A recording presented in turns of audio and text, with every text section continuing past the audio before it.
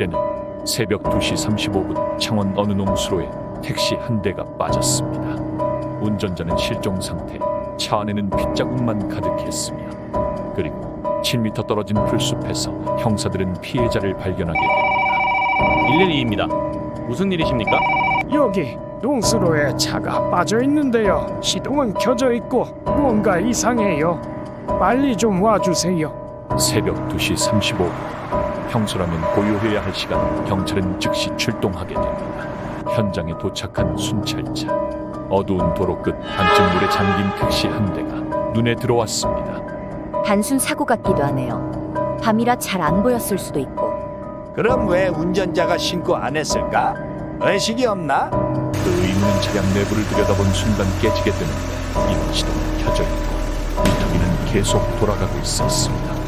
운전자는 어디에도 보이지 않았을 뿐만 아니라 운전석에는 선명한 혈흔만이 남아 있었습니다.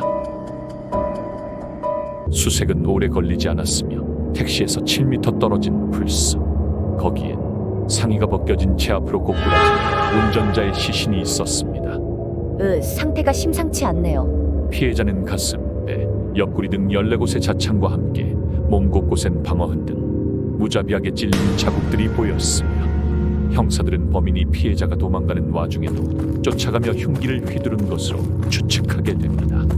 이건 단순 강도살인 사건이 아닌 것 같군. 현장 인근 시신 옆에서 27cm짜리 부엌칼을 발견하게 되는데 이는 가정용 부엌칼로 사람을 찌르기에 매우 치명적인 크기였습니다. 이런 칼로 저항하는 피해자와 싸웠다면 분명 범인도 다쳤을 겁니다. 형사들은 범인의 DNA를 찾기 위해 칼에 묻은 혈흔을 국과수로 즉시 보내게 됩니다. 현장에는 CCTV는 물론 블랙박스, 목격자도 없는 상황이었지만 택시에 부착된 미터기와 타코메타 기록이 형사들에게 결정적인 단서를 주게 됩니다. 이를 통해 3.3km, 약 5분 거리, 형사들은 기록된 거리만큼 차량을 되돌려 범인이 탄 지점을 역추적하게 되며 바로 신축 아파트 단지 앞, 항상 택시가 줄지어 서 있는 곳을 범인이 차량을 탑승했을 것이라 추측하게 됩니다.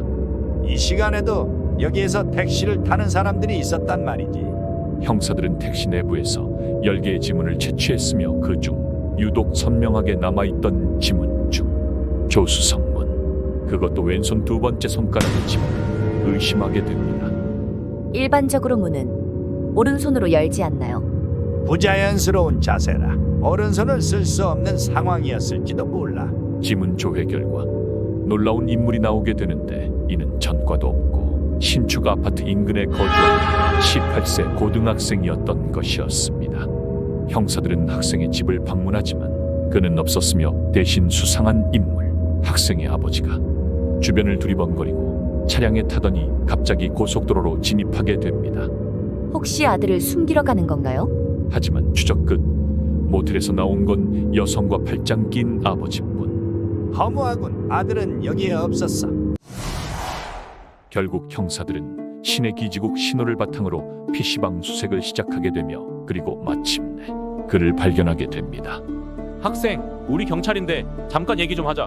학생은 너무나 태연했을 뿐만 아니라 심지어 조사실에서도 시치미를 떼는 표정으로 발뺌하게 됩니다. 긴장 하나 없네요. 이상한데요. 하지만 그의 오른손엔 칼에 베인 상처가 선명하게 보이게 되는데 칼날에 베인 상처와 나뭇가지에 긁힌 상처 차이 아냐? 그 말에 학생은 침묵 그리고 죄송합니다. 잘못했습니다.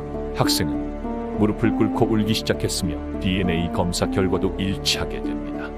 돈이 없던 그는 택시에 현금이 많겠지 란 생각에 부엌칼을 들고 나갔으며 그리고 줄지어 있는 택시 중 하나를 타고 외진 곳으로 유도하여 그 후 칼로 위협했으나 피해자가 도망가자 무차별하게 살해하게 된 것이었습니다. 그렇게 잔인하게 죽이고 훔친 돈은 얼마인가요? 10원 하나도 못 훔쳤어. 차 소리가 들리자 무서워 도망쳤다더군. 재판 결과 그는 미성년자였지만 형사처벌이 가능한 연령이었기에 징역 13년형을 선고받게 됩니다. 형이 너무 적은 것 같은데요. 전과가 없고 반성의 태도를 보였다는 점에서 양형이 되었지. 이 사건은 계획된 범죄 그리고 그 대가는 10대의 인생을 송두리째 파괴한 사건으로 충동으로 저지른 범죄의 그 대가는 평생을 따라다닌다는 교훈을 남겼습니다. 택시 강도 또 다른 희생을 막기 위해 우리는 무엇을 기억해야 할까요? 구독과 좋아요 잊지 마세요.